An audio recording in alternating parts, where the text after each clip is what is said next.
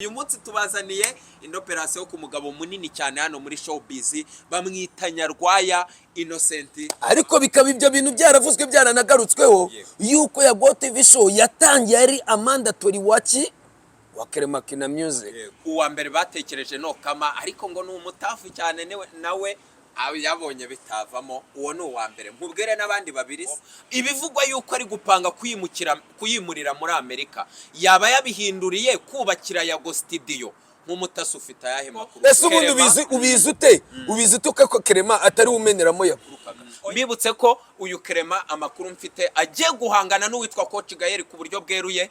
Nusanga ikintu ku muhanda uri umunyamakuru, ibyo bintu biri ari inyuma, menya yuko twe turi abatasi. Ibintu dukora twebwe, ibintu dukora gossip trend, tugakora breaking news. Yes, reka nongere mbashimire ndetse mbaye ikaze kuri Oasis TV1. Iyi ni YouTube channel yanyu mumaze gukunda muri benshi, tumaze kugenda tubashimira cyane uburyo muri kugenda mubana natwe umunsi ku munsi, support muduha, uburyo muri kugenda muduhamagara kuri nimero tubaha buri munsi, comment muduha ku biganiro tubakorera, inyunganizi, ama operation muri kugenda mudusaba, uburyo muri gusupportinga umuziki w'umutasi, dore ko n'ubundi yamaze kugera ku rundi rwego, ari umuziki ari gukora muvoma nziza ndetse ari kugenda shooting indirimbo zitandukanye. Yenda ntituribuze kongera gufata umwanya wo kubivugaho cyane, ariko dukomeje gushimira hose mubana natwe mukatuba hafi. By the way, nejo wundi mwarabibonye ko twaberetse behind scene ndetse n'ikiganiro cyiza mutasi yagiranye na Maji. Twari tumaze iminsi tubabwira uburyo ari gukora amakora batandukanye, ni byinshi tubafite kuri Oasis. Impamvu twicaye ahantu nk'aha ngaha muri uyu munsi ni uko twamaze guhindura location. Mwabimusanzwe mutumenyereye kuri Serenity Park munsi ya fawe ku Gisozi, twamaze guhindura, ndetse ndaza kwifuza ko umutasi ari we uri butangaza izina ry'ahantu twicaye, ndetse tugiye kuzadukorera ibiganiro buri munsi, ndetse ni nawe uri mu kizuru cy'umu boss mukuru. Tugiye kuzatubrandinga, tugiye gutangira twakira umutasi ndetse dukomoza ku bitendo bigiye kuzajya bibera aha hantu, atubwira n'izina ryaho, ama projecteri, twirebera Manchester United, twirebera Real Madrid, ducuncumukana FC Barcelona, Paris Saint-Germain, Kylian Mbappe akubwira ngo ndamanuka i Madrid Santiago. Umutasi rwose hostinga, ndetse muri kugenda mutublessinga namwe mubana natwe umunsi ku munsi, ndetse n'udufaranga dutangiye kumenekamo. Twizere ko mugiye kubana natwe muri uru rugendo rushya. Umutasi ibyo yabasezeranyije byose twinjira mu 5,000 bitangiye uyu munsi. Twicaye hehe? Ikaze umutasi. Ikaze Dev. Ni kaze hano muri silent vibe. Ni ahantu heza cyane, ni ahantu ushobora kuba wazana n'umuryango wawe mukicara mukaganira. Urabona ko ari ahantu hatuje, ni hano ku kazu k'amazi uzamuka.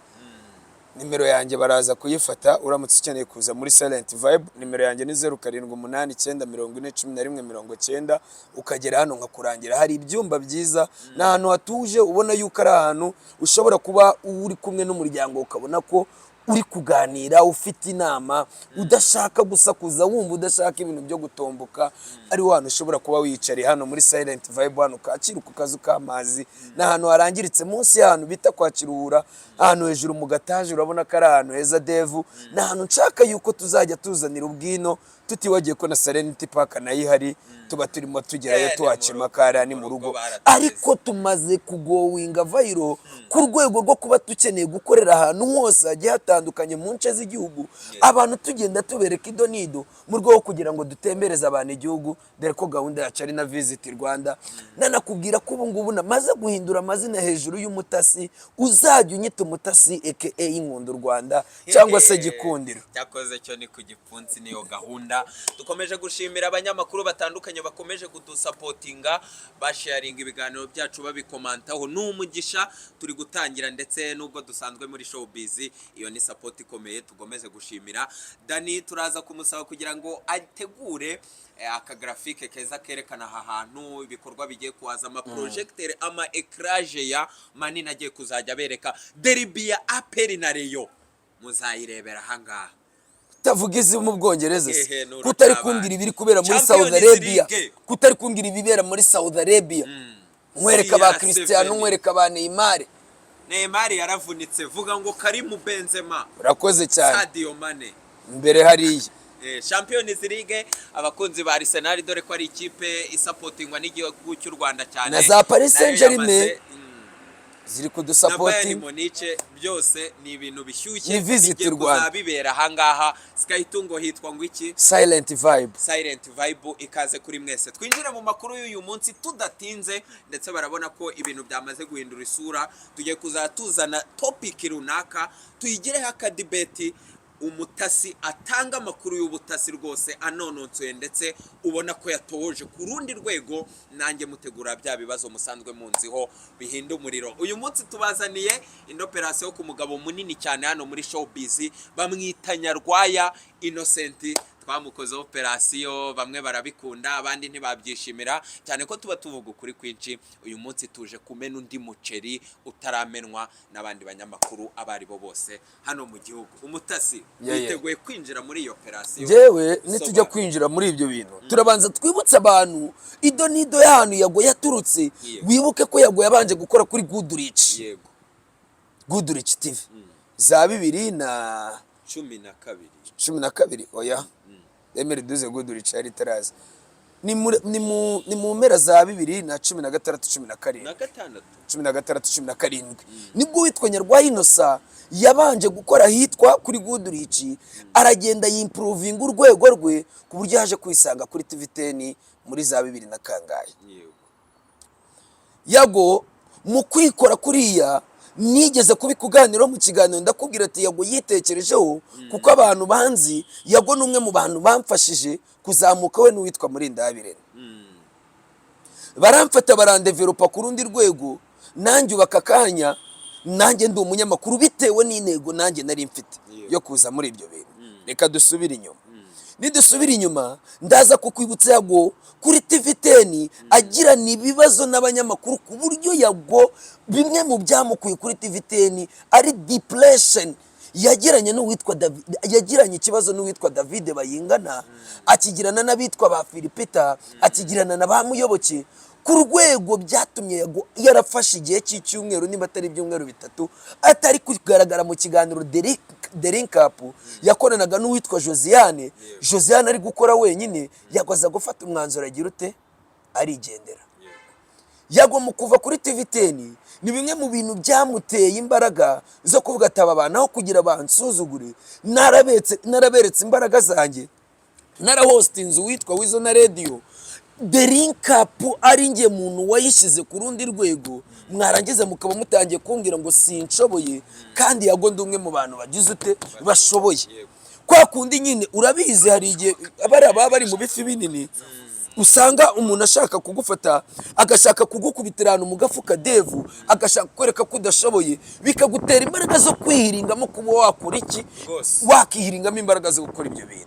Usubiza amaso inyuma wibuke bifu ya Yago n'uwitwa Philipita na ba David Bayingana, wibuka izo ntambara zose uwitwa Yago urugamba yagiye ahura narwo. Naguciye mu ijambo, twibutsa abadukurikiranye ko uyu bifu ya Yago na Philipita na Emirene na Saba irimo yaje nyuma, kuko habanje iya David Bayingana na Alexis Muyoboke mu bihe bishize twamugarutseho ku rushyi rw'inkuba yakubise Exidira mu Burundi, niho yakubitiye uwitwa Yago i Rubavu we na Muyoboke. Ako nagira ngo mpakiriyaringe bifu yabo yaje mbere bamukubitira mu kabari Rubavu, ndetse bari baturutse ni Musanze, ahubwo iya Emirene iya Philipita iza nyuma, yaramaze kuba mu YouTuber, ndetse bari gupfa ibintu by'abatumirwa. Ni nyuma y'ikiganiro, ni nyuma ya post ya Dekate yaramaze gushyiraho yerekana ko asigaca abantu 100,000 kujya abaye ibiganiro, ndetse aza gusora Ubwino avuga ngo abanyamakuru bakomeye hano muri showbiz nyarwanda basigaye birirwa banyangisha abantu bavuga ngo ntuzaye ikiganiro Yago,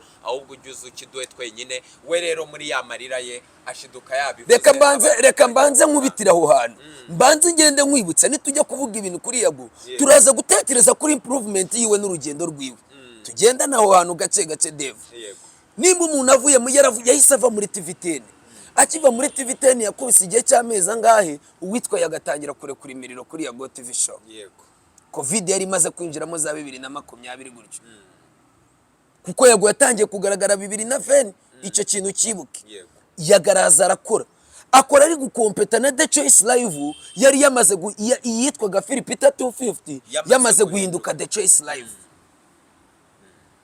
Nibwo Yago intandaro zo gukora ibyo biganiro yatangiye gukora agenda cuncumuka benshi mu bantu bakajya bavuga ati iriya channel ni ya Clement Kina Music, abandi bakavuga ati ntago ari yiwe bitewe n'iki na combination Yago yari arimo arakorana n'iki yari gukorana na Clement. Tubibutse yuko The Choice bari abantu ba Knowless cyane.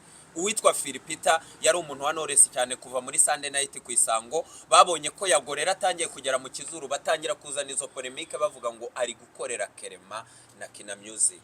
Ariko bikaba ibyo bintu byaravuzwe byaranagarutsweho yuko Yago TV show yatangiye ari mandatory wa Clement Kina Music. Yego.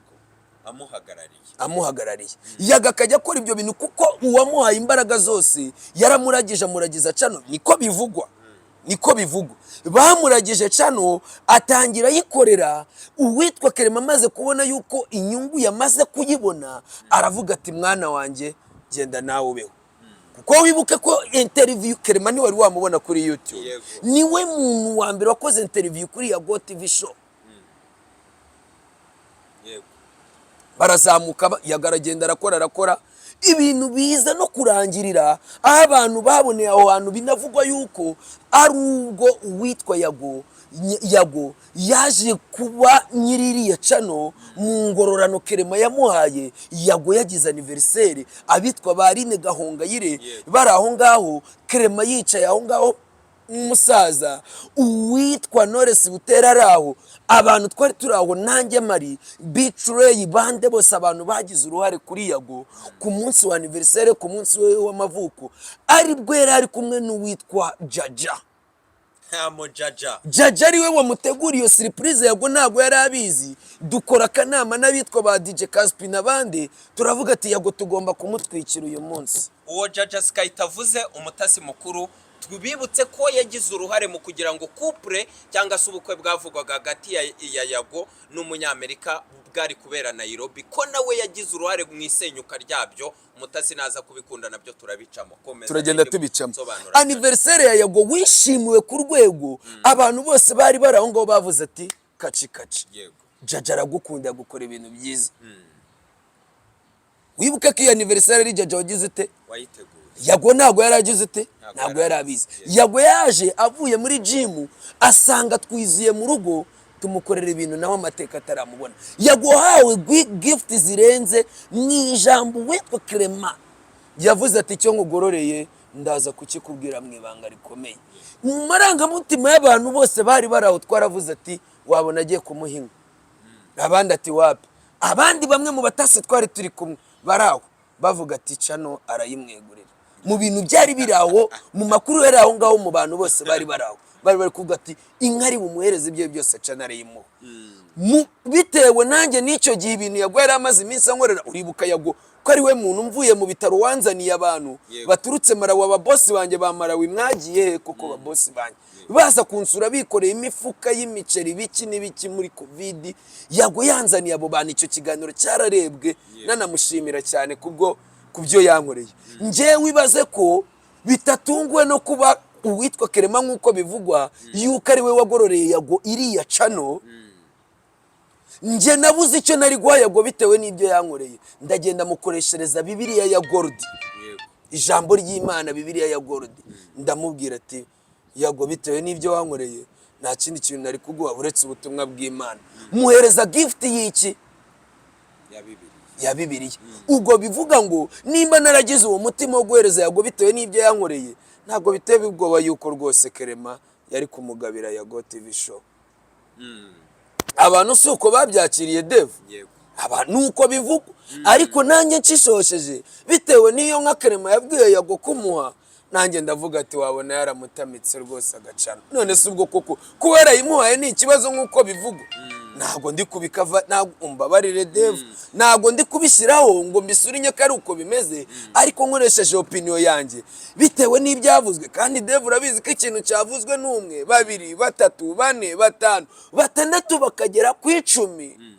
Dani wamba bareka Dani araza kugenda abidufashamo. Tubibutse ko Yago mbere yo kugira ngo agere kuri Goodrich yahereye kuri family ndetse yari gukompeta ashaka na Victory TV, aho nta hana abandi banyamakuru bagiye baca nkaba Big Man kuri JB Rwanda, abantu bitwa ba Dashimo murabazi. Yahereye ku rugendo runini ndetse icyo yarataga, icyo abantu bamukundiraga nuko showbiz hari vibe yagiranaga n'abahanzi, ku buryo wabonaga ko uburyo yaciye mu Bugande, uburyo yakundaga good life, uburyo yumvaga umuziki, wabonaga ko abantu babimukundira ndetse showbiz ayishoboye. Twihuse cyane kugira tugere kuri topic y'umunsi. Yago yamaze kurekura rocket hano muri showbiz, yamaze kuba big guy ndetse afite projet iremereye umutasi agiye kutubwira nonaha, kugira mwumva hano umuntu ari kugenda atera intambwe agana. Twarabigarutseho kuri operation duherutse gukora yageze mu 10,000, turi gusobanura ngo Yago ko imiziki itari gukundwa cyane ngo irebwe, ko za Spotify ari mutoya, ko twamaze kubona agiye gushutinga agiye yabantumyeho yego agiye kuronshinga album, ko twamubonye ajya za Nigeria nta yandi makora badasanzwe twabonye. Atunzwe n'iki ko nibiganiro yabihagaritse?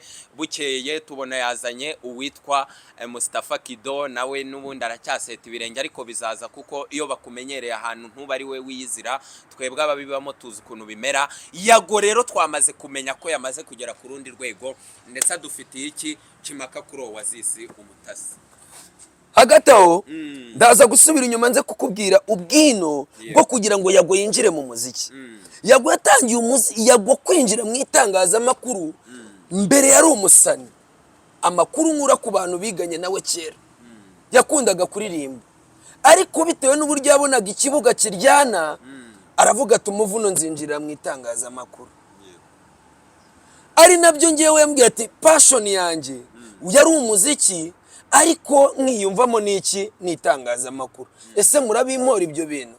Ndamubwira ati Yago ibyo bintu yabimbwiye turi Chirax, ambwira ati hari umunsi nzatungura na Skyto, mukicara mukiga mukumva Yago wariwe. Yago yari afite gahunda yo kuzaba umusani, no mu bintu byatumye ahiga amafaranga bingana kuriya kungana kuriya, Yago yari afite gahunda yo kuzakora umuziki. Ibyo ni bimwe mu bintu twajyaga tuganira kambwira. Gusa kuri inshuro nje Yago yarebye ikiganiro twakoze, arambwira ati ndagira kuri Oasis, arambwira ati ndagira ngo ugende ugira ikintu ukosora, unambwirire n'abantu ugenda ubabwire ngo Yago pondati cyangwa se Yago. Sinigeze mva mu itangazamakuru cyangwa gukora ibiganiro, nabanjije kubakubita umuziki kuri album yanjye ngiye kubarekurira ku itariki 22 buri buke de benakora ubu. Nyuma y'icyo gihe, nyuma y'iyo tariki Skyto mu kwa mbere, Yago TV show ndaba mfite studio yanjye imwe ya mama yake, ndi guhostingira abantu muri studio, nkuko wumvizi za Kiss FM zikora, nkuko wumvizi za Radio Rwanda zikora. Aya maradiyo wumva nirwo rwego agiye kubishyiraho, ariko bikajya bica kuri YouTube ari ibintu biri kuba live, akora ibintu by'ama podcast, akora showbiz, mixing imiziki, atumira abahanzi biri live. Ese azaba yibereye ntago agiye gukora mu muziki. Nibi biganiro yamaze kuvuga ati agiye gufata clip. Urabona bino biganiro bya Wasafi gikora. Yego. Ibi iriya show bamwita gute uyu muji ukora muri Wasafi wari umusani uririmba hip hop, sinibuka izina ryiwe. Hari ikiganiro ajya akora ameze nk'uri muri studio kiba kiri live. Urwo nirwo rwego Yago agiye kudevelopa, gutangira gukorera ibiganiro, hosting umuntu ari wa muntu uri buvuga ati Rema ageze Kigali, araza guhostingirwa kuri YouTube channel live ya Yago, azaririmbira abantu ajya akora ikiganiro cyita kimeneka. Anaririmba n'amala cyakoze Yagara twicaje turiga abadukurikiranye. Niwe muntu tudevelopye kuri ibyo kintu. Gusa kiriya gitekerezo suko narengeye kumuvuga. Oya Chimaka ubu ngubu twinjiye muri wa mujyo twahoze tubwira abantu. Kiriya kigani iriya content yagagiye gukora ni content iremereye ku rwego wumva ngo afite noneho biravugwa yuko biravugwa, ntabwo ndi kubisura inyaho. Wumvise umugabo ukomeye nagarutseho boss Clement Kina music. Biravugwa yuko ni makuru ndi gukura ku muhanda, bivugwa ko niriya studio yagagiye kubaka nibivugwa munyitondere mw'abantu ni amakuru kunyura ku muhanda bivugwa yuko bya bintu byose twagiye twumva ngo Yago TV show ibi nibi ngo TV ntago ari yiwe ni ibiki n'ibiki burya yanka ntago ariyo bamuhaye umusaza yaragifitemo share binavugwa yuko Yago TV show Clement yamaze kwishakira studio izagikoreramo. Clement ubwe mwenyewe ugenda akajya muri festival muri Portugal ya mbere yaragatoni hosting imiriro hari amakuru mfite niko iriya studio igiye kubakwa ya Yago TV show umusaza ari ugiye kumenamo ibiceri ariyo mpamvu yagakubwira ngo nta bwoba mfite amafaranga tugiye kuyarya. Tubibutse ku Isibo TV igiye gushinga radio izabirimo amazina manini Philipita Emirene badisi Clement babateye w'inyuma. Tubibutse ku witwa Nopuja agiye kuzana televiziyo imeze nkuko mu mujyi ijisanga ishusho izisanga na Yago TV show. Mbibutse ko Yago TV show itandukanye n'izi televiziyo uri kuvuga tuyora tureba ku masheni wapi ni nkuko dukora ikiganiro kuri YouTube ariko we bizajya biba live bizajya biba biri kubera live kuri YouTube abantu muri kureba Yago umuntu yatumiye bibere live hakuno wasafu zuga performinga na Karimane Kevin Kadeba Chimaka ejaza element azane niyo boss nirwo rwego Yago yamaze gushyiraho urwego rwa Yago kuri bya bindi uvuga ngo uramuhereza nta copyright uzamuzanira Yago navuga ngo ya hostinze the Ben kuri Yago TV show uraza kwicara wigi amakuru nayikuriye indese Yaga amafaranga yakure kandi ndi kukubwira ko bivugwa yuko ari kumwe n'umusaza mukorera kumwe na grand frère papa mukuru Clement Kina Music tubibutse ko nayo nyuma yuko Butera Norris ari kugenda set ibirenge by the way yasohoye indirimbo nziza ku mazi amashusho meza ndetse na audio imeze neza ariko agenda set ibirenge bamwe bakavuga ngo n'urubyaro abandi bakavuga ngo igora umabano kuva yamucika abandi bakavuga ngo neri ngabo ntajya yisanzura ngo vibing n'abandi basanagira indi movement nawo ubona ko bigenda bigura intege ni nyuma yaho 1% international yo muri Nigeria ifashe Platini P nawe akeneye gushora mu yindi mishinga rero uwitwa Clement akeneye kuzana iyo mishinga yindi mishya akagira izo innovation nayo ma creativity kugira ngo ashimo ndetse ajyane n'icyerekezo cya showbiz. Ninza kukubwira icyo kintu ninza kukubwira ibyo bintu uraza gutuma mvuga byinshi yego bivugwa yuko amakuru nkura ku muhanda nkuko ayo ngayo nyaguhaye arayo nikuriye ku mihanda bivugwa yuko hejuru yuko abantu bakomeje kugenda bitotomba abandi bavuga ngo iriya cano ya Yago ngo ni ya Clement gutya na gutya bagenda bamugarukaho bamusurinyaho nongeye kwikurira amakuru yuko uwitwa Yago nyuma y'iyi album ashobora kwisanga muri Kina Music ari we muhanzi ugiye kugarura Kina. Breaking news umutasi uvuze ngo iki biravugwa yuko Yago yirirwa aterwa amabuye bavuga umuziki n'abantu mwese muvuga ngo Kina Music ngo yazimye biravugwa ku mihanda yuko breaking news biravugwa yuko nyuma y'iyi album ya Yago kugira wumve ko nta gahenge agiye kuguha bitewe n'ubushobozi n'ubushagaga n'imbaraga yerekanye nyuma ya album akimara kuyirekura brand new contract Yago Pondat muri Kina Music. Keria nakuzanira akantu ko kunywa zanira umutasa akantu ko kunywa kukimiriro yamaze kwa Yago Pondat nyuma yuko tumukoze ikiganiro nkakora version ya nkuko bivugwa ko Clement ari uri inyuma y'ibi bintu bya Yago.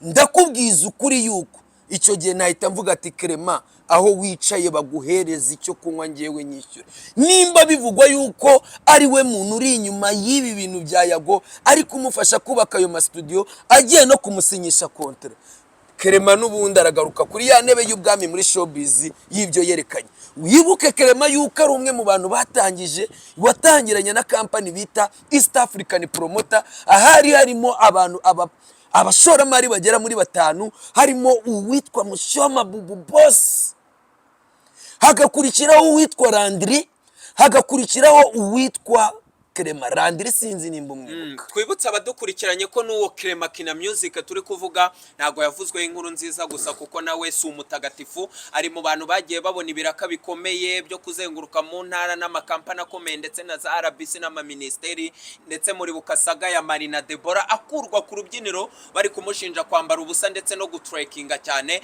Ibyo byari byishe inyuma na Clement. Tubibutse ko Clement yagiye ashinjwa nyuma y'uko King James avuye muri Kina Music ndetse bikavugwa yuko hari ukuntu bagenda basibisha indirimbo ze. King James nk'umuhanzi mukuru yiha ijambo.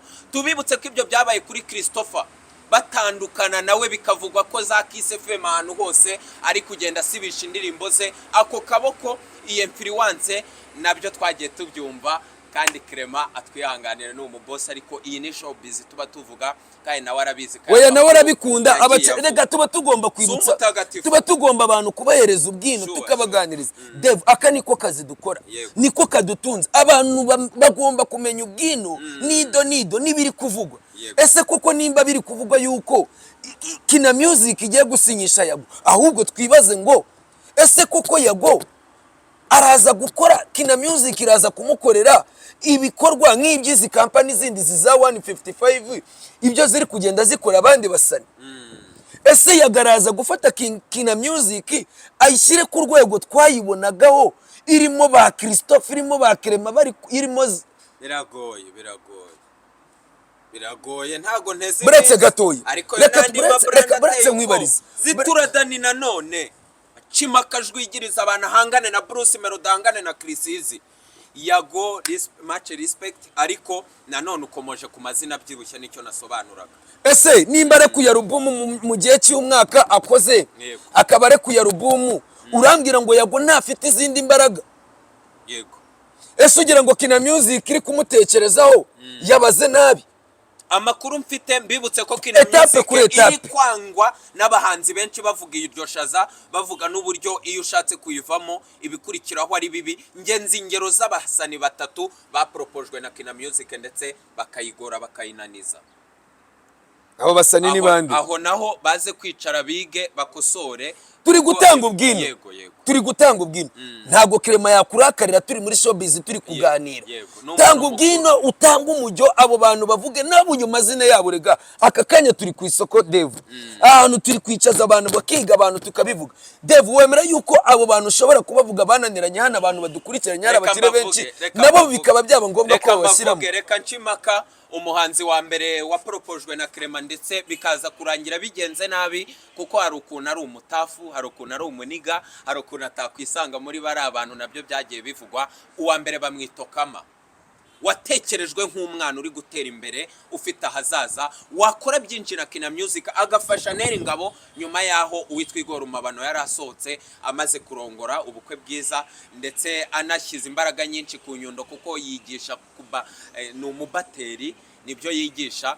Uwa mbere batekereje no kama, ariko ngo ni umutafu cyane nawe yabonye bitavamo. Uwo ni uwa mbere. Nkubwire n'abandi babiri se ko turi gutanga ubwino. Iyo uri gutanga ubwino ure kurira imiriro direct, abantu bakicara bakamenya uko kuri muri showbiz. Rega hari n'ibihishwa kandi abantu bakeneye kumenya, kandi biba byavuzwe ku muhanda. Nusanga ikintu ku muhanda uri umunyamakuru, ibyo bintu biri hari inyuma.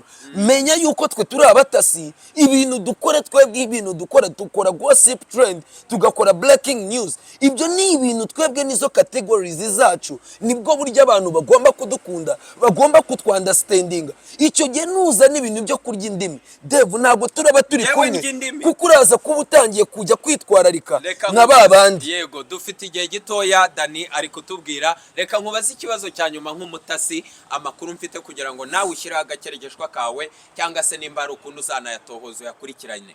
Ese ko amakuru nari mfite nyuma yaho uwitwa Clement ajyaniye Neri Ngabo haba Canada ndetse nawe akamanuka muri Amerika, hari n'imiziki yahari kodingiye, bivugwa yuko yarari gutegura gufata studio ya Kina Music iri guhomba, ishaka kumara n'amezi 3 nta gihangano gisohotsemo, batabuze abacuranga cyangwa n'abandika indirimbo.